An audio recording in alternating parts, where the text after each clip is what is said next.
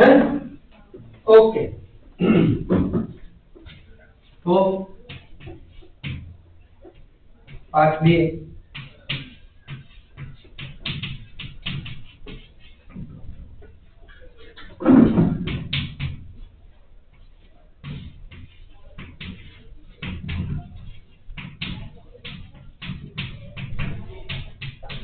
વીમાનું ખાનગીકરણ જોઈએ શું કહે છે.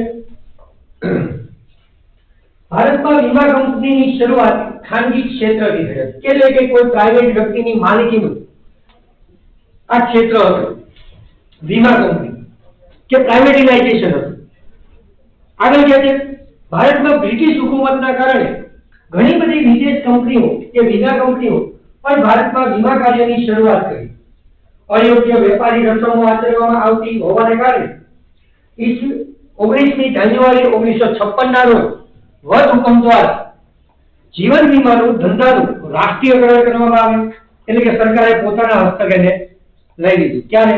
તો કે 19મી જાન્યુઆરી 1956 ના રોજ. ત્યાં સુધી એ પ્રાઇવેટ હતું, બરોબર, ખાનગીકરણ હતું.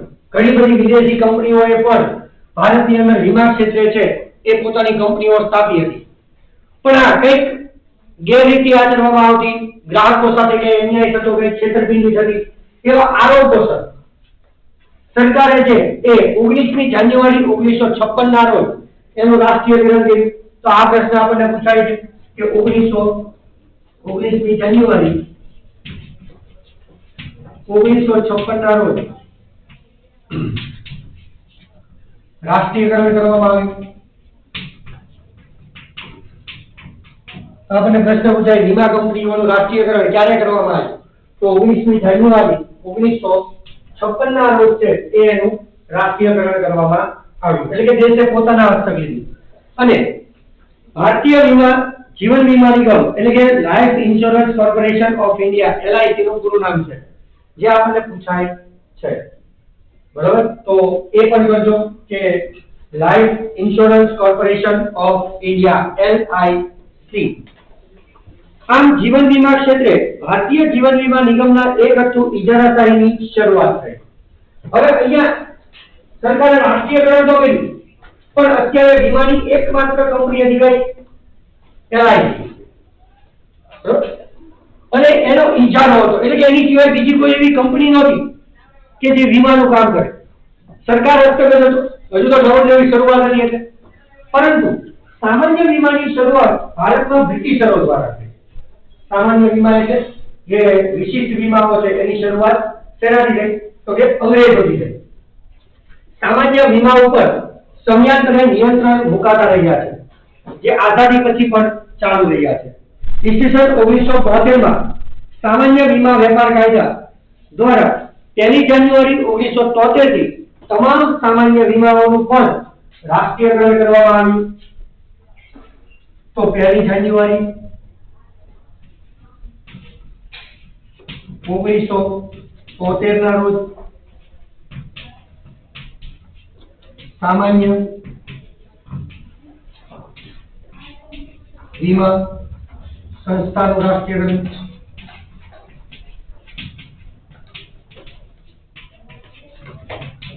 તો આ બે વસ્તુ અલગ છે. આખી વીમા કંપનીનું રાષ્ટ્રીયકરણ કરવામાં આવ્યું. ઓલ ઓવર વીમા એમાં બધા આવી ગયા. ત્યારે અહીંયા માત્ર સામાન્ય વીમાની વાત છે. તો આપણે બે જગ્યાએ પ્રશ્ન પૂછાય છે કે વીમા કંપનીનું રાષ્ટ્રીયકરણ ક્યારે કરવામાં આવ્યું? તો 19મી જાન્યુઆરી 1956 ના રોજ. જ્યારે તમને એવું પૂછે સામાન્ય વીમા કંપનીઓનું રાષ્ટ્રીયકરણ ક્યારે કરવામાં આવ્યું? તો 1 જાન્યુઆરી 1973 ના રોજ છે એનું સામાન્યકરણ કરવામાં, રાષ્ટ્રીયકરણ કરવામાં આવ્યું. આગળ કહે છે વીમા ક્ષેત્રની કામગીરીની સમીક્ષા માટે એક સમિતિની રચના થઈ. આ વીમા કંપની છે એ કઈ રીતે કામ કરશે, શું છે, બરાબર, એના નિયમો શું છે કે શું રહેશે, એની માટે એક સમિતિની રચના કરવામાં આવી કે જેના અહેવાલને કારણે ભારત સરકારે વિદેશ વીમા કંપનીઓને પણ ભારતીય વીમાઓ સાથે સહયોગમાં વીમાનો ધંધો કરવાની જોગવાઈ કરી અને 1999 માં વીમા નિયમન અને વિકાસ સત્તા ઈટરાની સ્થાપના કરી. તો 1999 ઈલ્ડાની સ્થાપના.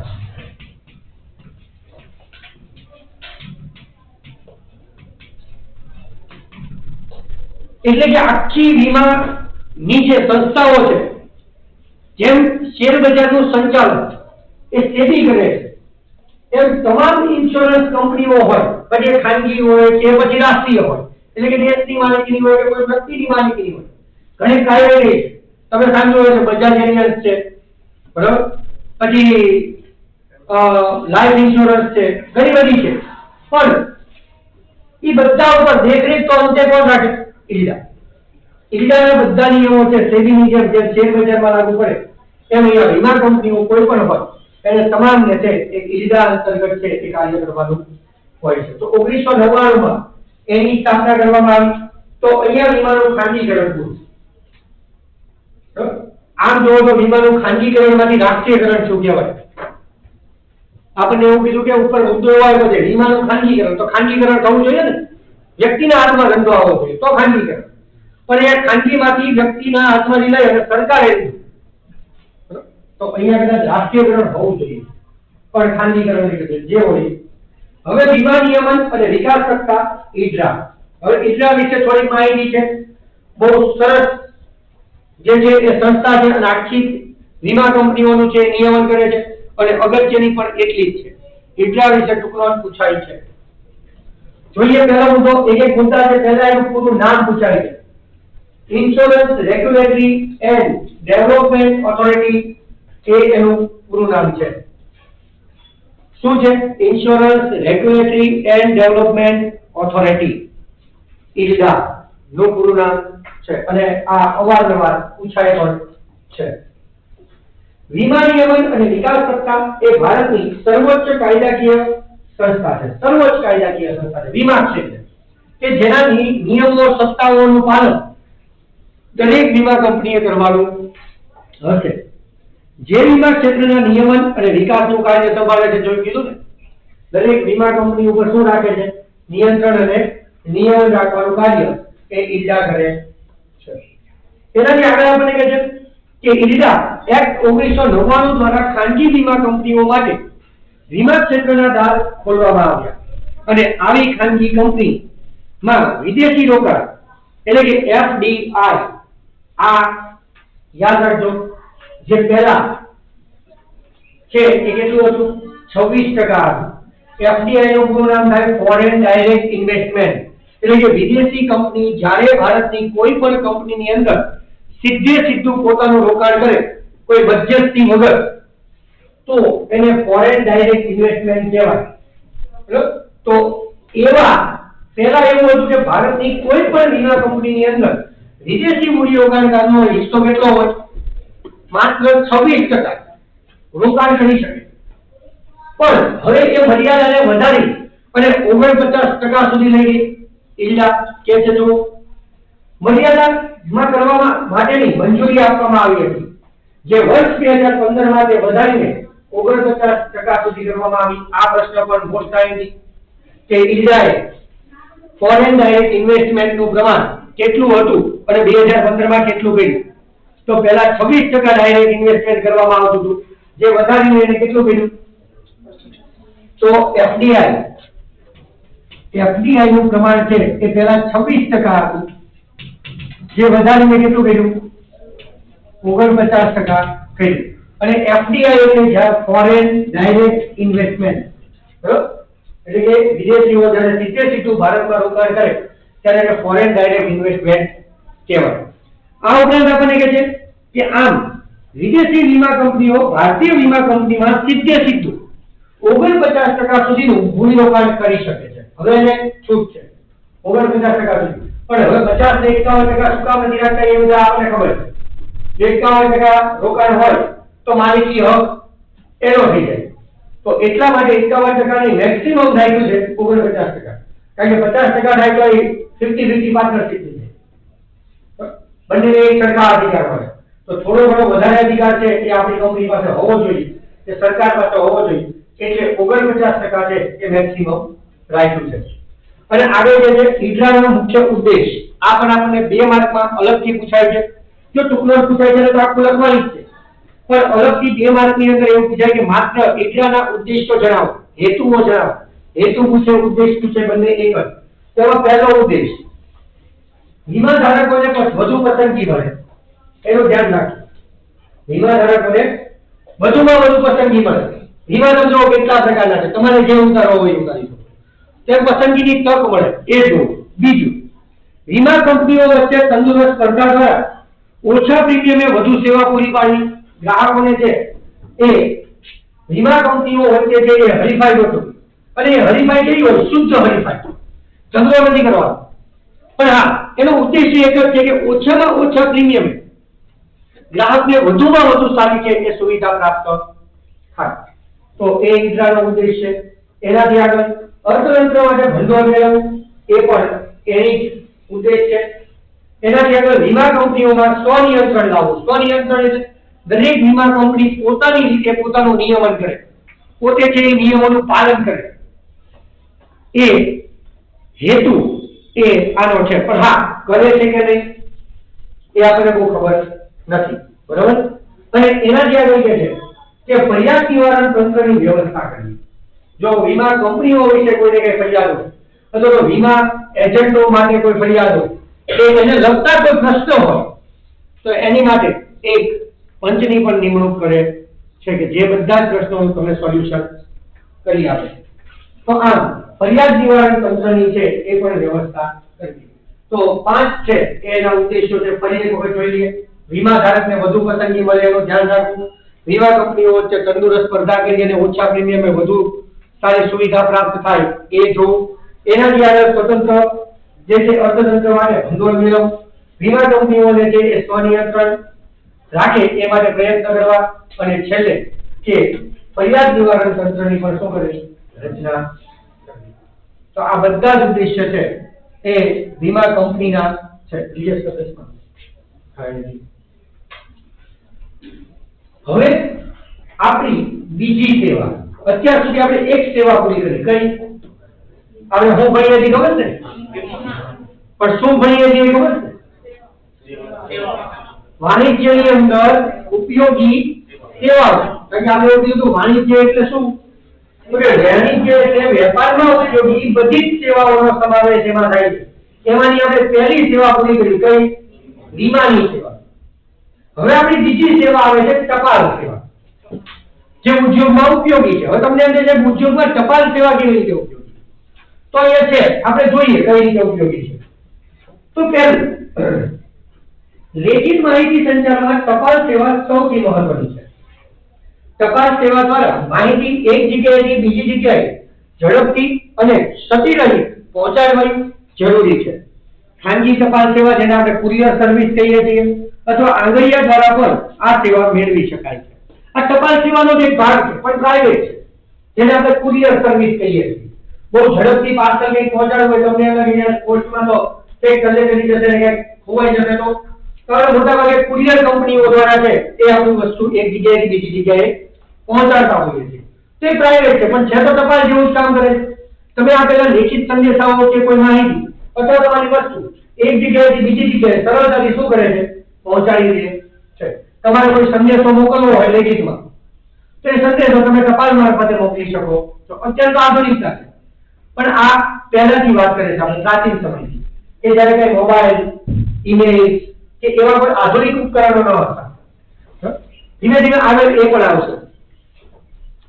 તો અહીંયા કે ભારત સરકારના ટપાલ ખાતા દ્વારા પણ આવી સેવાઓ વ્યક્તિને અને ધંધાકીય એકમને મળી શકે છે. જેવી કુરિયર સર્વિસ આપે છે એવી રીતે ભારતીય ટપાલ ખાતું પણ ગ્રાહકોને આ જ સુવિધા જે છે એ ટપાલ ખાતું પણ આપે છે. કેવી રીતે? તો કે છે 150 કરતા વધુ વર્ષોથી ભારતીય ટપાલ ખાતું દેશમાં માહિતી સંચારની સેવા પૂરું પાડતું એક મહત્વનું ખાતું છે. આજથી લગભગ 150 વર્ષથી ભારતીય ટપાલ ખાતું છે એ ગ્રાહકોને પોતાની સેવા છે એ આપી રહ્યું છે. અને કોઈ પણ પ્રકારની ક્ષતિ વગર. તમે જુઓ, આજે આપણે મહત્વના ડોક્યુમેન્ટ છે એ પણ ઘણી સંસ્થાઓની એડવર્ટાઇઝ હોય કે કંપનીની જાહેરાત હોય તો તમને લખ્યું હોય તમારું રિઝ્યુમ રજિસ્ટર્ડ એલજી જ મોકલવું, કોઈ પર્સનલ કુરિયરમાં ના મોકલવું. તો આ રીતે છે કે ટપાલ ખાતું એટલું બધું વિશ્વસનીય છે કે લગભગ 150 વર્ષથી આજે પણ એ એવી જ સેવા છે એ અવિરત આપી રહ્યું છે. આગળ કે આપણે કઈ સેવા પૂરી પાડે છે? ટપાલ ખાતું ટપાલ સેવા તો આપે જ છે, પણ એ સિવાય ઘણી બધી બીજી સેવાઓ પણ આપે છે, જેમ કે મની ઓર્ડર. હવે આ બધું શું છે એ હમણાં નહીં પૂછતા, કારણ કે એક ને બધું ડિટેલમાં ભણવાનું આવે છે. એટલે એક મની ઓર્ડરની વ્યવસ્થા છે. ત્યાર પછી નાની બચત યોજનાઓ અન્વયે થાપણોનો સ્વીકાર કરે છે, એટલે કે સેવિંગ એકાઉન્ટ જેવું આવું તમે એકાઉન્ટ પણ ટપાલ ખાતામાં ખોલાવી શકો. ઘણાના દાદા દાદીનું એકાઉન્ટ છે એ પોસ્ટમાં હશે, તો જે રીતે બેંકમાં ખાતું હોય એ જ રીતે પોસ્ટમાં પણ ખાતું ખોલાવી શકો છો. એના એટીએમ હોય છે, બરાબર? એ સુવિધા ઉપાડવાની પણ એમાં આપે છે. તો એ સુવિધા છે. જીવન વીમા દ્વારા અને ગ્રામીણ જીવન વીમા રૂપે પૂરી પાડે છે. આ ઉપરાંત તે બીજી ઘણી બધી સેવાઓ આપે છે. કેટલાક મ્યુચ્યુઅલ ફંડના તે રોકાણ કરી આપે છે. ભારત સરકારની ઘણી બધી યોજનાઓ માટે પ્રતિનિધિની સેવા આપે છે. નિવૃત્તિ પેન્શનની ચૂકવણી જેવા કાર્યો પણ તે સંભાળે છે. કોઈ સરકારી અધિકારી છે એ નિવૃત્ત થાય તો જે પેન્શનદાર હોય એને પેન્શન પણ ક્યાં મળે છે? પોસ્ટમાં જ મળે છે. તો અમે ઘણા બધા અગત્યના કાર્યો છે એ કરે છે. માત્ર એવું નથી કે ટપાલ સેવા જ પૂરી પાડે છે કે ટપાલની જે જગ્યાએ બીજી જગ્યાએ હેરફેર કરે છે. આ ઉપરાંત ટપાલ ખાતું આપણે ઘણી બધી એવી સેવા આપે છે કે જેની આપણે ખબર જ નથી. તમને કીધું હોય તો તમને એમ થઈ જશે ટપાલ ખાતું શું આવું આવું આપે? હા, બધી જ સેવા આપે, પણ એ આપણે એક જોઈશું ત્યારે ચર્ચા કરશું. નિવૃત્તિ પેન્શનની ચૂકવણી જેવા કાર્યો પણ પોતે જ સંભાળે છે. ટપાલ ખાતાને બેન્કિંગ સેવાઓ માટેની પરવાનગી પણ મળેલી છે. એ બેંકો જે કઈ સુવિધા આપે છે, એટલે કે બેન્કિંગ કાર્યો જેટલા કરે છે ને એ બધી જ સુવિધા કોને છે? પોસ્ટ નહીં છે. પોસ્ટ ખાતું લોન આપી શકે, ધિરાણ કરી શકે. જેટલી ટૂંકમાં બેંકને સુવિધા મળે છે, બેંકની સેવાઓ છે, બધી જ સેવાઓ ટપાલ ખાતું પર આપી શકે, એને પરમિશન છે. તો આગળ જે છે કે અને તેથી ટપાલ ખાતું અન્ય બેંકોની જેમ પોતાની સેવાઓ ગ્રાહકને આપે છે. ટપાલ ખાતું આશરે 1,50,000 કરતા પણ વધુ પોસ્ટ ઓફિસ ભારતમાં ધરાવે છે. ભારતની અંદર 1,50,000 પોસ્ટ ઓફિસો આજે પણ છે. પણ આ તો ત્યારે વાત કરે છે જ્યારે ચોપડી છપાણી હતી. અત્યારે કેટલી પોસ્ટ ઓફિસ વધી ગઈ હોય એનું નક્કી નહીં. આ તો પહેલાનો છે કે પોસ્ટ ઓફિસો બરોબર કેટલી છે? 1,50,000 ભારતમાં છે, અને એમાંની 90% ગામડાઓમાં છે. જો લીધું છે, જેમાંથી આશરે 90% જેટલી પોસ્ટ ઓફિસ ગ્રામીણ વિસ્તારોમાં છે. તો આ પ્રશ્ન પણ આપણને 1 માર્કની અંદર પૂછાતો હોય છે કે ભારતમાં કેટલી પોસ્ટ ઓફિસ છે? તો ભારતમાં 1,50,000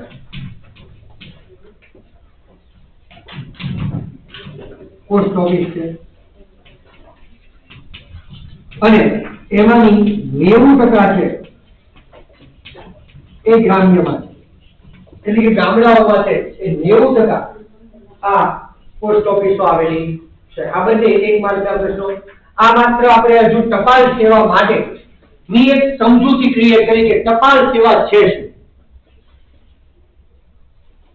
ટપાલ સેવા આપણે શરૂઆતમાં એવું કીધું કે એક જગ્યાએથી બીજી જગ્યાએ ટપાલ કે સંદેશાઓની લેખિતમાં છે એ હેરફેર કરી આપે છે. પ્રાઇવેટાઇઝેશનની અંદર જે રીતે કુરિયર છે એ પ્રકારની સેવા છે. ટપાલ ખાતું પણ આપે છે, બેન્કિંગ સેવા પણ પૂરી પાડે છે. માત્ર ટપાલની હેરફેર નથી કરી આપે, પણ આ ઉપરાંત બીજા બધા પણ કેટલાક સુવિધાઓ આપે છે. આ ઉપરાંત આપણે કીધું કે ભારતની અંદર આજે 1,50,000 જેટલી તો પોસ્ટ ઓફિસો છે, જે દેશના 90% ગામડાઓની અંદર આવેલી છે. તો આ તો માત્ર આપણને એક બેઝિક માહિતી આપી કે ટપાલ સેવા આ છે. હવે તમને એ કહે છે કે ધંધાઓ કેવી રીતે ઉપયોગી છે, કઈ કઈ સેવાઓ આપે. તો હવે એક ડિટેલ જોઈએ. એમાં પહેલું સામાન્ય ટપાલ સેવાઓ. સામાન્ય રીતે કઈ કઈ સેવા આપે? તો પહેલી નોંધાયેલી ટપાલ, જેને તમે રજિસ્ટર પોસ્ટ કહો છો. આ બધું યાદ રાખજો, અલગથી પૂછાવાની શક્યતા પૂરેપૂરી. તો રજિસ્ટર પોસ્ટ એને શું કહેવાય? ટપાલ ખાતું નોંધાયેલી ટપાલ એટલે કે રજિસ્ટર પોસ્ટની સેવા આપે છે. પણ આ રજિસ્ટર પોસ્ટ એટલે શું એ નથી ખબર. તો કેમ ખબર પડે? તો અંદર કહે છે જો આવી નોંધાયેલી ટપાલ જેને મોકલવામાં આવી હોય તેને દિનાવલી આપવામાં આવે છે. આવી સેવા માટે સામાન્ય ટપાલ કરતા તમારે વધુ કિંમત વસૂલ કરવી ચૂકવવી પડે છે. જો મોકલનારને નોંધાયેલી ટપાલ મોકલેલ વ્યક્તિની મળી છે તેના પુરાવા સ્વરૂપે તેની સહી જોઈતી હોય તો તે સ્વીકૃતિ મેળવવા માટે થોડી વધારાની રકમ ચૂકવવાની હોય છે. ઘણી વખત આપણે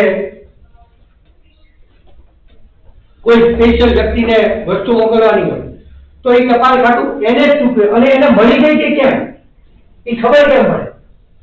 તો આ રજીસ્ટર ટપાલ દ્વારા રજીસ્ટર ટપાલ છે એ તમે કોઈ વ્યક્તિ તમારા ઘરે ગમે ત્યાં લેવા આવે ને જોજો તમને પૂછે કે ભાઈ ફલાણા વ્યક્તિ, તો તમે એમ કહો કે એ નથી તો ઓલો એને જ આપે ટપાલ અને પછી જે સિગ્નેચર કરી દીધું એની સિગ્નેચર છે આ વ્યક્તિને જ એ વસ્તુ મળી છે. થોડું કોન્ફિડેન્શિયલ કાગળ હોય કે એવું કઈ હોય તો મોટાભાગે રજીસ્ટર પોસ્ટનો ઉપયોગ કરવામાં આવતો હોય છે. પણ હા, એની અંદર સિક્યુરિટી છે કે તમે જેને કોઈ સંદેશો કે કાગળ પહોંચાડવા માંગો છો એની સુધી જ એ વસ્તુ પહોંચે છે અને એની સુધી એ વસ્તુ પહોંચી કે નહીં એનો પુરાવો તમને પોસ્ટ ઓફિસ આપે પડશે કે જો ભાઈ આ વ્યક્તિની સિગ્નેચર. ખાસ કરીને તમારું રિઝલ્ટ, ડિગ્રી સર્ટિફિકેટ કોલેજમાં કઢાવો ને ત્યારે તમારે પોસ્ટમાં આવે ખાકી કવરમાં, એટલે પોસ્ટમેન હોય ને તમારા નામને હોય એટલે તમારું નામનું પાર્સલ બોલે. મમ્મી પપ્પા હોય એમ ન આવે. ડિગ્રી સર્ટિફિકેટમાં એવું છે અને તમારું ડિગ્રી સર્ટિફિકેટ ઘરે આવે ને એટલે તમારી પાસે એક કાગળ હોય એની અંદર સહી કરાવે સાહેબ આમાં સહી કરી દો, મોબાઈલ નંબર લખી કે જેથી કરી અહીંયા સહી બતાવે પછી પૂછે મોબાઈલ નંબર દો તમને મળી ગઈ તો કન્ફર્મ થાય હા મળી ગઈ. તો આ માટે પણ ઘણી વખત થોડી ઊંચી કિંમત ચૂકવવી પડે છે, સામાન્ય પોસ્ટ કરતા થોડા વધારે પૈસા આપવા પડે. તો આ પ્રકારની પછી પાર્સલ સેવાઓ પણ એ આપે છે. પાર્સલ પણ એક જગ્યાએથી બીજી જગ્યાએ પહોંચાડી આપે છે. જે વસ્તુઓની હેરફેર કાયદા દ્વારા પ્રતિબંધ ન હોય એવી બધી જ વસ્તુઓ પાર્સલ દ્વારા એક જગ્યાએથી બીજી જગ્યાએ તે મોકલી શકાય છે પોસ્ટ ઓફિસ દ્વારા. પણ હા, કાયદા દ્વારા પ્રતિબંધિત ન હોવી જોઈએ. ગેરકાયદેસર કે ગેરકાનૂની કોઈ એવી વસ્તુ ન હોવી જોઈએ. તો તમામ વસ્તુઓ છે કે જે કાયદા માન્ય છે એ બધી જ વસ્તુઓ છે એ પોસ્ટ ઓફિસ એક જગ્યાએથી બીજી જગ્યાએ તમને પહોંચાડી આપે છે. તો આ સેવા પણ એ આપે છે. એનાથી આગળ છે કે જરૂરિયાત મુજબ આવા પાર્સલોનો તે વીમો પણ કરી શકે છે અને કોઈ પણ પોસ્ટ ઓફિસ થી પાર્સલનું બુકિંગ કરાવી શકાય છે. એવું જરૂરી નથી કે મેન ઓફિસેથી બુકિંગ કરાવો, કોઈ પણ પોસ્ટ ઓફિસેથી તમે પાર્સલનું બુકિંગ કરાવી શકો છો. સામાન્ય રીતે પાર્સલ મોકલનાર પાર્સલ મોકલવાની ફી પોસ્ટ ઓફિસને ચૂકવે છે. હા, પાર્સલ મોકલવા માટે જેમ તમે કુરિયરની અંદર પૈસા આપો છો એની તો સામાન્ય કે પોસ્ટ ઓફિસની અંદર તમારે પાર્સલ મોકલવું હોય તો પૈસા તો ચૂકવવા પડે, એની કંઈક ફી હશે નિશ્ચિત એ તમારે ભરવી પડે છે. તો આપણે બે સેવા છે, એક રજીસ્ટર પોસ્ટ અને બીજું જે છે એ પાર્સલ સુવિધા પણ પૂરી પાડે છે. એનાથી આગળ આપણે કહે છે વીવીપી એટલે કે વેલ્યુ પેએબલ પોસ્ટ. વીવીપી નું પૂરું નામ પૂછાય છે વેલ્યુ પેએબલ પોસ્ટ. બરાબર, શું છે આપણે પહેલી વાર લગભગ સાંભળ્યું હોય, આપણને ખબર નથી વીવીપી શું છે. તમે બહુ ટૂંકમાં પણ બહુ સરસ સમજાવ્યું, ખાલી 3 લીટીમાં તમને આખું વીવીપી સમજાઈ જાય એવું છે. શું કહે છે? ઉત્પાદક કે વેપારી ગ્રાહકના ઓર્ડર પ્રમાણે પાર્સલથી ટપાલ ખાતા દ્વારા માલ મોકલાવે છે. જે માટે માલ મળે ત્યારે ગ્રાહક પાર્સલ સેવાની કિંમત તથા માલની નક્કી કરેલી કિંમતની ચૂકવણી ટપાલ ખાતાને કરે છે. આમ ટપાલ ખાતું મેળવેલ રકમ ઉત્પાદક કે વેપારીને ચૂકવે છે તેને વેલ્યુ પેએબલ કહે છે. વીવીપી ટૂંકમાં શું કહેવા માંગે છે ખબર પડી? ઘણી વખત તમારે ઉત્પાદક તરીકે ગ્રાહકને વસ્તુ મોકલવાની હોય અને ગ્રાહકે પેમેન્ટ ન કર્યું હોય તો એવા સમયે તમારા વતી ટપાલ ખાતું છે એ પેમેન્ટની શું કરે છે? વસૂલાત કરે છે. તમારા વતી પેમેન્ટની શું કરે છે? વસૂલાત કરે છે. તમે લઈ લે પોતે પૈસા લઈ લે. બરાબર, ઉદાહરણ તરીકે મેં પાર્સલ મોકલાય એટલે પૈસા નથી આવ્યા, પૈસા મારે જોઈને કાંઈ લેવાના તો એવા સમયે પોસ્ટ ઓફિસનો જે અધિકારી હોય એને તમને કહે કે ભાઈ 700 રૂપિયા તમારે દેવાના પાર્સલ. તો તમારા વતી એ શું કરે છે? વસૂલાત કરે છે અને તમને એ પૈસા પહોંચાડે છે. પરિણામે જ્યારે દૂર હોય ત્યારે તમારે પૈસા લેવા જવા પડતા નથી કે કઈ માથાકૂટ થતી નથી. તમારા વતી છે એ પૈસાની પણ લેવેચ એ કરી લે છે, જેને વીવીપી એટલે કે વીપીપી એટલે કે વેલ્યુ પેએબલ કહે છે. પછી સ્પીડ પોસ્ટ, આ તો લગભગ બધાને ખબર છે કે સ્પીડ પોસ્ટ શું છે. હવે ઝડપથી કોઈ આપણું રિઝ્યુમ કે એવું કંઈક જલ્દી 4-5 દિવસમાં મોકલવાનું હોય તો જે છે એ સ્પીડ પોસ્ટ આપણે કરીએ છીએ. પણ હા, સ્પીડ પોસ્ટના પૈસા અલગ હોય છે, 20 રૂપિયા, 25 રૂપિયા, 30 રૂપિયા, એ જેવો એનો વજન એ પ્રમાણે સ્પીડ પોસ્ટના પૈસા હોય છે. ટપાલ ખાતું ભારતમાં નક્કી કરેલા સ્થળોએ ઝડપથી ટપાલ અથવા પાર્સલ સેવા ચોક્કસ સમય મર્યાદામાં ડિલિવરી થશે તે ખાતરી સાથે જ્યારે સ્વીકારે ત્યારે સ્પીડ પોસ્ટ પાર્સલ માટે સામાન્ય ટપાલ પાર્સલ કરતા વધુ કિંમત ચૂકવવી પડે છે અને જરૂરિયાત પ્રમાણે તેનો વીમો પણ લઈ શકાય છે. બધી જ સુવિધા છે. જો કોઈ વસ્તુ એવી છે, કોઈ પાર્સલ અથવા કોઈ ટપાલ એવી છે જે અગત્યની છે, ઝડપથી તમારે પહોંચાડવાની છે, તો એવા સમયે ચોક્કસ મર્યાદામાં જ્યારે તમારે કોઈ વસ્તુ યોગ્ય સ્થળે પહોંચાડવાની છે, તમને લખ્યું હોય કે વિધિન 2 દિવસની અંદર કોઈ વસ્તુ પહોંચી જ જવી જોઈએ, સમય મર્યાદા તો ઝડપથી પહોંચાડવાની છે, તો એવા સમયે તમે સ્પીડ પોસ્ટનો ઉપયોગ કરી શકો. હા, એ પાર્સલ કે પોસ્ટ ની જે ટપાલ છે એની કિંમત અલગ અલગ હોય શકે છે, એના વજન ઉપર હોય છે. પાર્સલ કેવું છે, કેટલું વજન છે, પોસ્ટ કેવી છે, એને કેટલું વજન છે, એની ઉપર એનો છે એ ચાર્જ હોય છે. પણ હા, તમારા ટાઈમ ટુ ટાઈમ સમય બચી જાય છે, સેમ ડે લગભગ પહોંચી જાય છે, એટલે એની કિંમત પણ એટલી વધુ હોય છે. તો આ સેવા પણ ટપાલ ખાતું આપે છે. પછી એક્સપ્રેસ પાર્સલ, આ એની કરતા પણ સ્પીડમાં શું કહે છે કે એક્સપ્રેસ પાર્સલની સેવા વ્યક્તિઓ અને ધંધાકીય એકમ બંનેને મળે છે. વ્યક્તિને પણ મળે અને ધંધાદારને પણ એનો ઉપયોગ પોતાના ધંધા માટે કરી શકે. ખાસ કરીને અમુક વસ્તુ એવી હોય જે બગડી જાય તે ઝડપથી પહોંચાડવાની હોય વેપારી, ત્યારે આ વસ્તુનો પોસ્ટમાં ઉપયોગ કરી શકે છે. જેમ કે અહીંયા કહે છે એક્સપ્રેસ પાર્સલ નક્કી કરેલી મર્યાદામાં ખૂબ જ ઝડપથી પહોંચાડાય છે. ટપાલ ખાતું આના માટે હવાઈ માર્ગ અને અથવા અન્ય સૌથી ઝડપી મળી રહે તેવા માર્ગે તે મોકલે છે. સ્પીડ પાર્સલ કરતા પણ આની ફી વધુ હોય છે. એટલે કે સ્પીડ પોસ્ટ હોય એની કરતા પણ આની ફી છે એ થોડી વધારે હોય છે, કારણ કે આની માટે ઓન ધી સ્પોટ એ સૌથી ફાસ્ટ જે કંઈ સાધન હશે એનો ઉપયોગ કરી અને તમારી વસ્તુ તાત્કાલિક ત્યાં પહોંચાડે છે. પછી અત્યારે ફાસ્ટમાં ફાસ્ટ છે કે હવાઈ સેવા છે, તો હવાઈ સેવાનો એ ઉપયોગ કરે છે અને એમ તમારી વસ્તુ છે એ તાત્કાલિક પહોંચાડે છે. તો આની કહેવાય એક્સપ્રેસ પાર્સલ સુવિધા. આ ઉપરાંત બચત સેવાઓ, બચત સેવા એટલે સેવિંગ એકાઉન્ટ તમે ખોલાવી શકો છો. એ તો આપણે લગભગ દરેકને ખબર છે, દરેકના ખાતા પર પોસ્ટમાં હોય છે. તો કે છે ટપાલ ખાતું બેંકની માફક બચતકારોને વિવિધ પ્રકારની સેવા પૂરી પાડે છે. તેમાં બચત ખાતું, 5 વર્ષીય રિકરિંગ ડિપોઝિટ, સમય આધારિત થાપણો, માસિક આવક યોજના, વયસ્ક નાગરિકો માટેની બચત યોજના, 15 થી 15 વર્ષીય જાહેર ભવિષ્ય નિધિ, રાષ્ટ્રીય બચત પત્ર, 5 વર્ષ અને 10 વર્ષના સમયગાળા માટે કિસાન વિકાસ પત્ર, સુકન્યા સમૃદ્ધિ ખાતા જેવી યોજનાઓ પણ પૂરી પાડે છે.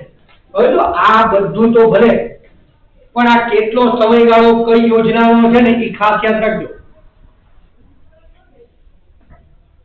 આ પ્રશ્ન પૂછાય છે, તમને એવું પૂછે કે ભાઈ પોસ્ટની અંદર જાહેર ભવિષ્ય નિધિ ની મર્યાદા કેટલા વર્ષની છે, તો એ તમને આવડવી જોઈએ. બરાબર? તો અહીંયા લખ્યું છે જો 15 વર્ષીય જાહેર ભવિષ્ય નિધિ અને રાષ્ટ્રીય બચત પત્રોની પત્રો અને 5 વર્ષથી 10 વર્ષના સમયગાળા માટે કિસાન પત્ર અને સુકન્યા સમૃદ્ધિ ખાતા જેવી સુવિધા પૂરી પાડે છે. તો દરેકના વર્ષ લખ્યા છે, એ કરજો પૂછાશે. આગળ આવે ત્યારે અલગથી જ્યારે આવે ત્યારે એમાં પોતપોતાના વર્ષ હશે. બરાબર? એટલે અહીંયા કઈ તમને બહુ ડિટેલમાં નથી કહેતો. અહીંયા કે બેંકની જેમ પોસ્ટ ઓફિસમાં પણ તમે બચત ખાતું ખોલાવી શકો છો અને જેમાં તમને ચેકબુક પણ મળશે અને હવે તો એટીએમ કાર્ડની સગવડતા પણ તમને મળે છે. એટલે કે હવે તો પોસ્ટ છે મેં તમને કીધું બેંક જેવી બધી જ સુવિધા આપે છે. અત્યારે જેમ બેંકની અંદર તમે સેવિંગ એકાઉન્ટ ખોલાવી શકો છો એમ પોસ્ટમાં ખોલાવી શકો છો. પોસ્ટ એ તમને ચેકબુક આપે અને સાથે સાથે તમને એટીએમ ની સુવિધા પણ પૂરી પાડે છે. આમ તમામ પ્રકારની સેવાઓ છે એ તમને પૂરી પાડે છે. આગળ કે છે રિકરિંગ ડિપોઝિટ યોજના. આ રિકરિંગ ડિપોઝિટ યોજના એટલે રિકરિંગ ખાતું એટલે જ્યારે કોઈ વ્યક્તિ ઇકોનોમિક્સ નો ટોપિક છે પણ આવે છે લઈ લો. રિકરિંગ ડિપોઝિટ યોજના એટલે શું? રિકરિંગ ખાતું એટલે એવું ખાતું કે જેની અંદર કોઈ પણ વ્યક્તિ એક સાથે પૈસા ન ભરી શકતો હોય અને એમ થાય કે મારે બચત તો કરવી છે પણ હું એક સાથે પૈસા આપી શકું એવી પોઝિશન નથી મારી કે મારી કમાણી એવી નથી, તો એ વ્યક્તિ દર મહિનાની નિશ્ચિત કરેલી તારીખે એક ચોક્કસ રકમ છે એ બેંકમાં અથવા પોસ્ટમાં જમા કરશે, જેની ઉપર સમય જતા એને વ્યાજ મળશે. અને આ બચત યોજના ની અંદર ફાયદો એ છે કે ગ્રાહકે છે એક સાથે પૈસાનું રોકાણ કરવું પડતું નથી. દર મહિને તમે નક્કી કર્યું હોય 500 રૂપિયા, બરાબર, તો 500 રૂપિયા દર મહિને તમારે જમા કરાવવાની નિશ્ચિત કરેલી તારીખ. હા, નિશ્ચિત કરેલી તારીખે જો તમને એવું થાય કે પૈસા જમા ન થયા તો એનો તમારે ચાર્જ ચૂકવવો પડે. પણ એ ચાર્જ એવો નથી હોતો કે જે બહુ વધારે હોય, એ 2 રૂપિયા 5 રૂપિયા બસ એવો ચાર્જ વધારાના પૈસા લેવામાં આવે છે. તો આવી રીતે છે એ તમને રિકરિંગ ખાતું પણ એ ખોલી આપે છે. કે છે આ યોજના અનુસાર ખાતું ખોલાવનારને દરેક મહિનાની અગાઉથી નક્કી કરેલી તારીખે કે તે પહેલા નક્કી કરેલી રકમ ભરવાની રહે છે.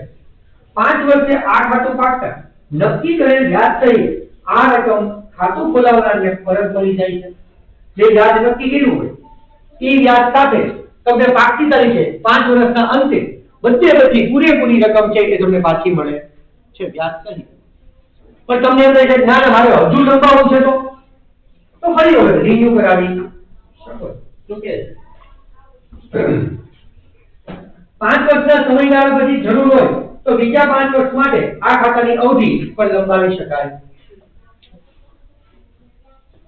તમને એવું લાગે કે 5 વર્ષ તો બરોબર છે પણ અત્યારે આપણે કઈ પૈસાની જરૂર નથી હજુ, તો અવધિને તમે લંબાવી પણ શકો, એટલે રિન્યુ પણ કરાવી શકો. જેમ આપણી એફડી છે એ વર્ષ કે 1.5 વર્ષના સમયગાળા માટે હોય પછી પાકી જાય પછી આપણે કઈ પૈસાની જરૂર ન હોય તો આપણે શું કરીએ, રસીદની પાછળ એફડી ની પાછળ લખીએ રિન્યુ કરી આપીએ, ઓટોમેટિક ઓટો રિન્યુ કરી અને આપણે નવી તારીખની નવી રસીદ આપે. તો આ છે એ પણ આમાં સુવિધા ઉપલબ્ધ છે. પછી ટાઈમ ડિપોઝિટ. હવે ટાઈમ ડિપોઝિટ શું છે તે જોઈએ. પોસ્ટ ઓફિસમાં બાંધી મુદતની થાપણની જેમ ટાઈમ ડિપોઝિટ સેવા મળે છે. જેમ અહીંયા સેવિંગ એકાઉન્ટ, રિકરિંગ એકાઉન્ટ બેંકમાં છે અને સાથે જે તે ફિક્સ્ડ ડિપોઝિટ યોજના પણ છે. તમે એફડી કરાવી શકો જેની ઉપર બેંક સૌથી વધુ શું આપે છે, વ્યાજ આપે છે. તો એવી સુવિધા અહીંયા પોસ્ટમાં એક અલગ નામથી ઓળખાય છે ટાઈમ ડિપોઝિટ, જેની અંદર કહે છે ટાઈમ ડિપોઝિટ 1, 2, 3 અથવા 5 વર્ષ માટે ₹200 અથવા તેના ગુણાંકમાં ગમે તેટલી રકમ તેમાં મૂકી શકાય. પણ હા, 200 ના ગુણાંકમાં 2 એકા 2 તો 200, 2 દુ 4 એટલે 400, 2 તેરી 6 એટલે 600, બરાબર. એમ 2 ના ગુણાંકમાં સંખ્યા લઈ અને પછી તમે પૈસા મૂકી શકો. આડી અવધિ કોઈ રકમ મૂકી શકાતી નથી. આગળ જે છે વ્યાજની ગણતરી દર 3 મહિને થાય છે. આની અંદર દર 3 મહિને તમને વ્યાજ ખાતામાં મળે છે. પરંતુ વ્યાજની ગણતરી 3 માસે થાય છે, પરંતુ વ્યાજની ચૂકવણી તો વાર્ષિક ધોરણે જ થાય છે. હા, ઘણા છે 3 મહિનાનું વ્યાજ, કારણ કે તમે કટકે પૈસા જમા કરાવો તો 3 મહિને કેટલા ખાતામાં છે એ ઉપર તમને વ્યાજ મળે. પણ હા, પૂરેપૂરું વ્યાજ તો તમને કેટલા મળે, વર્ષના અંતે જ મળે. આગળ કે છે એક પોસ્ટ ઓફિસમાંથી બીજી પોસ્ટ ઓફિસમાં આવું ખાતું ફેરબદલી પણ કરી શકાય છે. આવું ખાતું ખોલાવ્યા પછી તે પાકે તે પહેલા ગમે ત્યારે બંધ કરી શકાય છે. એવું જરૂરી નથી કે હવે પાકતી તારીખની રાહ જોવી. આ ખાતું તમને એવું લાગે કે ભાઈ અધવચ્ચેથી મારે હવે જરૂર નથી, બંધ કરાવી દઉં, તો તમે બંધ કરાવી શકો છો. તેની પછી કહે છે કે રાષ્ટ્રીય બચત પત્ર. આ રાષ્ટ્રીય બચત પત્રો તો પોસ્ટ ઓફિસ છે ને વેચવા બહાર પાડે, જે ખરીદવાના હોય અને એની ઉપર તમને વ્યાજ મળે. હવે તો બહુ ઓછા જોવા મળે છે બચત પત્રો. પહેલાના સમયમાં જે લોકો ખરીદતા ને એની અંદર રોકાણ કરતા, પછી પોસ્ટ ઓફિસ છે એ તમને એની ઉપર વ્યાજ દઈ અને પૈસા આપતી એવું કંઈક હતું. જોઈએ રાષ્ટ્રીય બચત પત્રોના રોકાણકારોએ જે તે પોસ્ટ ઓફિસમાંથી નક્કી કરેલી રકમ માટે ખરીદવાના રહે છે. જોઈએ આ બચત પત્રનો સમયગાળો 5 વર્ષ 10 વર્ષ માટેનો હોય. ટપાલ ખાતું અગાઉની વ્યાજની દરની માહિતી તમને આપી દેશે અને આવા બચત પત્રોનો 5 કે 10 વર્ષનો સમયગાળો પૂરો થતા જરૂરી પ્રક્રિયા કરી અને કોઈ પણ પોસ્ટ ઓફિસમાંથી પાકી તારીખથી આ રકમ મેળવી શકાય છે, જેની અંદર વ્યાજ તમને અગાઉથી કહી દેવામાં આવ્યું. અને તમારે કિસાન વિકાસ પત્રની જેમ આ બચત પત્રો પણ ખરીદવાના હોય. પોસ્ટ એ બહાર પાડે દે છે, પણ એનો વ્યાજનો દર એને લખી નાખ્યો કે આટલું વ્યાજ મળશે. પણ તમને એમ થાય છે એમાં એને ફાયદો શું? બેંકના ઘણા બધા કાર્યો હોય જેની માટે એને પૈસાની જરૂર હોય, તો જેમ કંપની શેર બહાર પાડી એને પૈસા લે છે, એમ પોસ્ટ ખાતું છે, એ બચત પત્રો છે, કિસાન વિકાસ પત્ર છે, બહાર પાડી તમારી પાસે પૈસા લે, પછી તમને ચૂકવવાના ક્યારે છે? 5 કે 10 વર્ષ. તો 5-10 વર્ષમાં ઈ તમારા પૈસા કોઈ એવી જગ્યાએ રોકાણ કરશે જ્યાંથી એને 3 ગણો કે 4 ગણો કે 5 ગણો નફો થતો, અને પછી એ તમને છે એ નિશ્ચિત કરેલી રકમ વ્યાજ સાથે છે એ પૂરી પાડે. અને એવી જ રીતે જે વિકાસ કિસાન વિકાસ પત્ર, કિસાન વિકાસ પત્રમાં પણ રોકાણકારે આપણે રોકેલી રકમને 100 મહિનાનો સમય છે. એટલે આમ જોવો તો 8 વર્ષ કે 4 મહિના પછી વ્યાજ સહિત તમને 2 ગણી રકમ મળે.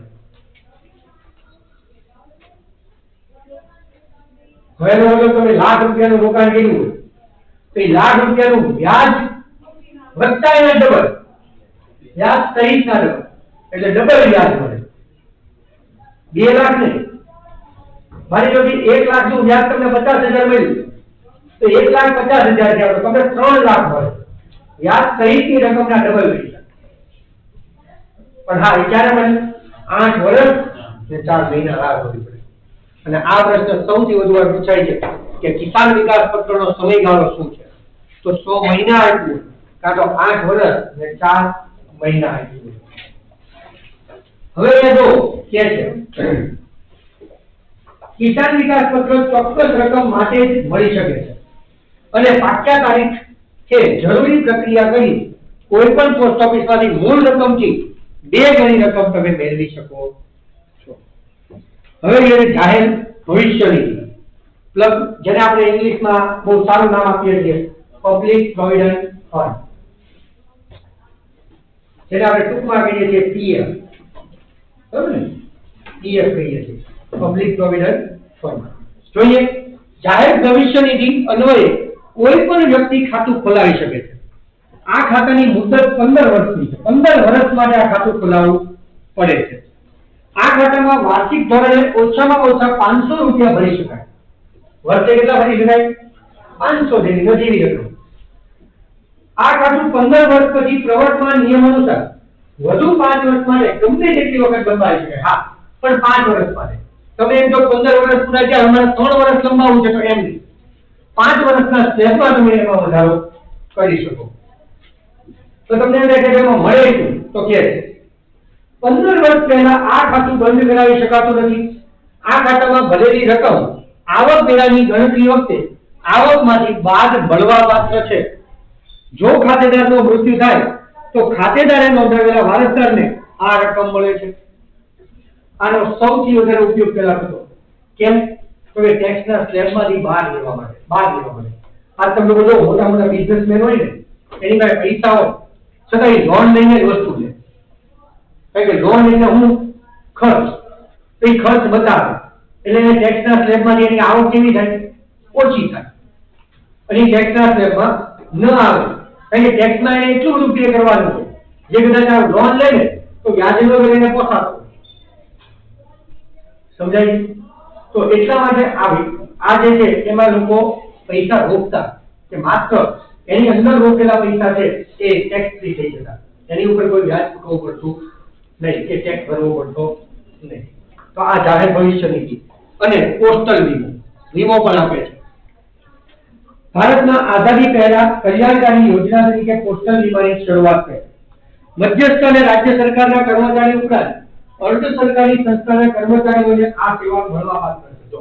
હવે સારી સેવાઓ સરકારી અધિકારીને મળે, આ સુવિધા બધા માટે નથી, કાં તો સરકારી અને કાં તો અર્ધ સરકારી કર્મચારી હોય એને આ સુવિધા મળે છે. હવે સુવિધા તો બહુ સારી છે. પોસ્ટલ વીમામાં જીવન વીમાની વિવિધ પ્રકારની પોલિસીઓ તેમને મળવાપાત્ર છે. પોસ્ટલ વીમાની સૌથી મોટી ખાસિયત એ છે કે ઓછામાં ઓછું પ્રીમિયમ અને પોલિસી ઉપર વધુમાં વધુ મળતું બોનસ છે. પ્રીમિયમના દર સાવ ઓછા હોય, નજીવા દર જેને કહેવાય. આપણે સ્પેશિયલ આપણો જીવન વીમો ઉતારવા જવો પડે. સરકારી કોઈ અધિકારી હોય કે અર્ધ સરકારી અધિકારી હોય એને પોસ્ટલ વીમો ઉતારી આપે, જેમાં પ્રીમિયમની રકમ સાવ નજીવી હોય અને ઉપરાંત એને જીવન વીમો એટલો મળતો હોય. હમણાં તમે કોવિડ હતું ત્યારે સાંભળ્યું હશે કે જે સરકારી ડોક્ટરો ને બધા હતા કે જે કોરોનાની ડ્યુટીમાં હતા અને 48 કલાક કામ કરતા હતા, એ લોકોને સરકારે 50 લાખનો વીમો આપ્યો છે.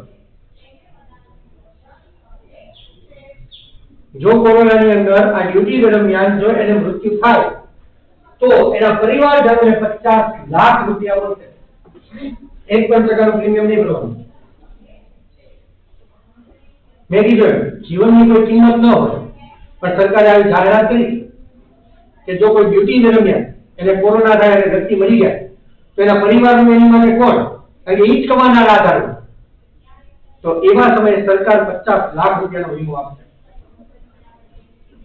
તો આવી સુવિધા છે એ આપવામાં આવે છે. એમ અહીંયા પણ સરકારી અધિકારીઓને છે એ ઓછા પ્રીમિયમે જીવન વીમો આપવામાં આવે છે કે જેથી કરી ભવિષ્યમાં એના મૃત્યુ પછી એના વારસદારને છે એ કોઈ તકલીફ પૈસે ટકે ન પડે. આગળ કે છે માસિક આવક યોજના, મહિને મહિને તમને પૈસા મળે. તો આ તો બેંકમાં પણ છે.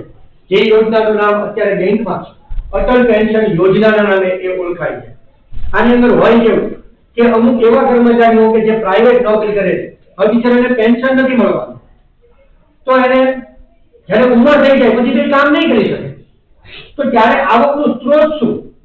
તો એવા સમયે વ્યક્તિ જ્યાં સુધી કમાતો હોય ત્યારે નક્કી કરેલી રકમ એ બેંકમાં જમા કરાવે. 500 રૂપિયાથી શરૂઆત થાય. 500, 1000, 2000, 1200 કોઈ પણ રકમ તમે એમાં જમા કરાવી શકો. પછી અમુક ઉંમરના અંતે તમને દર મહિને બેંક ચૂકવે. જે વ્યાજ સહિત રકમ ભેગી થઈ હોય તમને આજીવન એ પેન્શન આપે. આને અટલ પેન્શન યોજના કહેવાય છે. એવી રીતે બેંકમાં પણ આ સુવિધા છે. રોકાણકારને દર મહિને વ્યાજની રકમ મળી શકે તે હેતુ માટે આ યોજના ઉપયોગી છે. આમાં તમને દર મહિને વ્યાજ મળી જાય છે.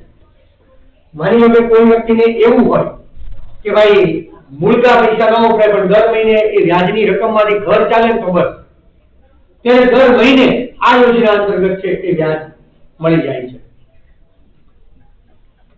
આ યોજના હેઠળ વ્યક્તિગત રીતે અથવા બીજી વ્યક્તિ સાથે સંયુક્ત નામે ખાતું પણ ખોલાવી શકાય છે. જોઈન્ટ એકાઉન્ટ પણ ખોલાવી શકાય. આવું ખાતું 5 વર્ષના સમયગાળા માટે જ ખુલે છે. જરૂરિયાત મુજબ એક પોસ્ટ ઓફિસ